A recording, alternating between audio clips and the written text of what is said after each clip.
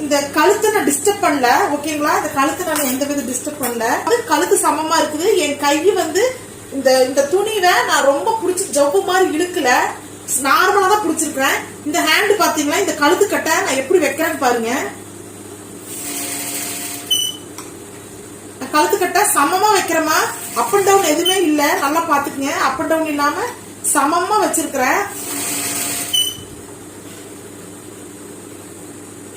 சமமா வச்சு உங்களுக்கு தெரியறதுக்காக இந்த கலர்ல அடிக்கிறேன் பாருங்க. நீங்க வந்து உங்க கலர்லயே அடிச்சுக்குங்க. இப்போ நான் கழுத்து அடிச்சுட்டேன், ஓகேங்களா?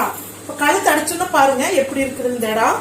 இப்போ இந்த இடத்துல நீங்க கழுத்து அடிச்சதுக்கு அப்புறம் இந்த இடத்துல வந்து இந்த பெண்டா இருக்கிற இடத்துல எல்லாம் வெட்டி விடணுமா.